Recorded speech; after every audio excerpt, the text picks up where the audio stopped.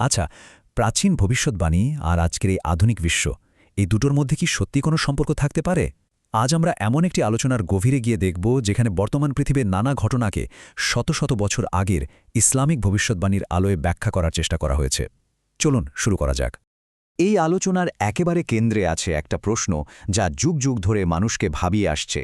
Islamic ভবিষ্যৎবাণী অনুযায়ী সেই রহস্যময় চরিত্র দাজ্জাল সে এখন ঠিক কোথায় আছে? আর উত্তরটা শুনলে চমকে যেতে হয়। উত্তরটা হলো সে পৃথিবীতেই আছে। এখানে তামিম আদ্দারির একটা হাদিসের কথা বলা হয়েছে, যেখানে বলা হয় যে দাজ্জালকে নাকি একটা দ্বীপে শেকল দিয়ে বাঁধা অবস্থায় দেখা গিয়েছিল। তার মানে সে আমাদের এই পৃথিবীতেই কোথাও লুকিয়ে আছে। বেশ, তাহলে আরেকটু গভীরে যাওয়া যাক। ইসলামিক টেক্সট অনুযায়ী এই দাজ্জাল চরিত্রটা আসলে কে? তার পরিচয়ই বা কী? বলা হচ্ছে দাজ্জাল হবে কোকড়ানো চুলের আর খুব শক্তিশালী চেহারার এক ইহুদি যুবক। আর সবচেয়ে অবাক করার মতো বিষয় হলো ভবিষ্যৎবাণী বলছে যে সে মাত্র ৪০ দিনে পুরো পৃথিবীর ক্ষমতা দখল করে নেবে। ভাবা যায় কি অসম্ভব ক্ষমতা থাকবে তার। এখন সবচেয়ে মজার বিষয় হল তার আবির্ভাবের জায়গা নিয়েও বেশ কিছু নির্দিষ্ট জায়গার কথা বলা হয়েছে, যেমন ইরানের ইস্ফাহান শহর, অথবা ঐতিহাসিক খোরাসান অঞ্চল, কিংবা সিরিয়া ও ইরাকের মাঝামাঝি কোনো এক রাস্তা থেকে। তবে ঠিক কোন জায়গা থেকে সে আসবে সেটা এখনও একটা রহস্য। এখন প্রশ্ন হল, আমরা বুঝব কি করে যে তার আসার সময় হয়ে গিয়েছে? বলা হয়েছে কিছু পরিবেশগত চিহ্ন বা আলামত দেখা দেবে, যা হবে তার আগমনের চূড়ান্ত সতর্কবার্তা। এখানে একটা দারুণ তুলনা করা হয়েছে তখন আর এখনের মধ্যে। দেখুন, ভবিষ্যৎবাণীতে বলা হয়েছিল যে বাইসানের বাগান খেজুরে ভরা থাকবে আর গ্যালিলি সাগরে পানিতে থই থই করবে। কিন্তু আজকের রিপোর্ট বলছে সেই বাগানে আর কোনো ফল নেই, আর গ্যালিলি সাগরে দ্রুত শুকিয়ে যাচ্ছে। এগুলো কি শুধুই কাকতালীয় ঘটনা? তো এই সব চিহ্নগুলো দেখে একটাই উপসংহারে আসা যায়, সময় খুব কাছাকাছি।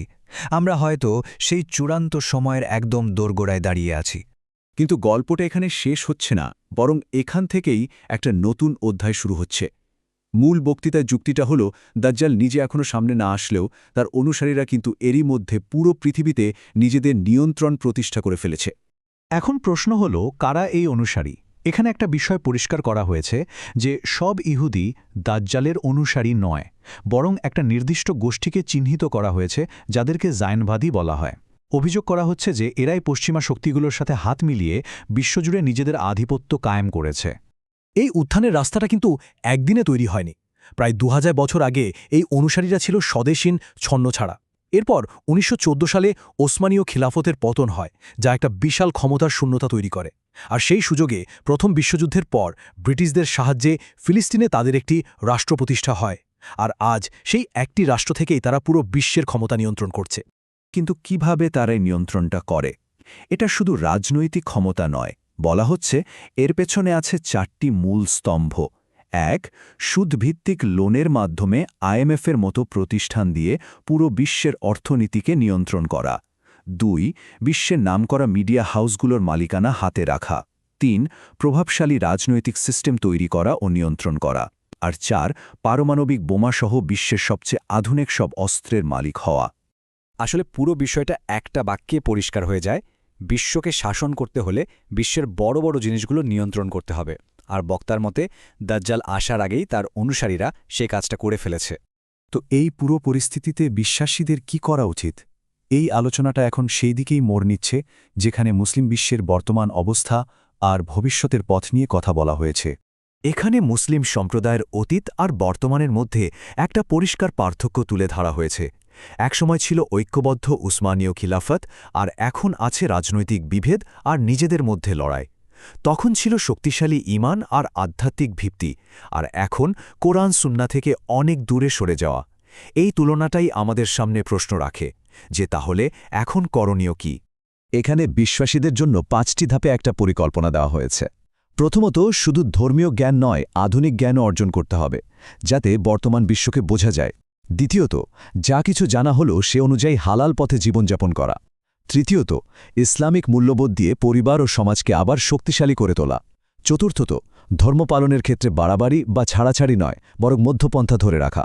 আর সবশেষে, নিজের যা কিছু প্রতিভা আছে, টাকা, লেখা, কথা বলার ক্ষমতা, সবকিছু ইসলামের জন্য উৎসর্গ করা। আর শেষে একটা খুবই শক্তিশালী কথা বলা হয়েছে, যে ব্যক্তি পরকালের জন্য বাঁচে আল্লাহ তার দুনিয়া এবং আখেরাত দুটোই গুছিয়ে দেন। মানে আসল ফোকাসটা হওয়া উচিত অনন্তকালের জীবন, দুনিয়ার সাফল্য নয়। এই পুরো আলোচনা শেষে একটা বড় প্রশ্ন কিন্তু মাথায় ঘুরতে থাকে।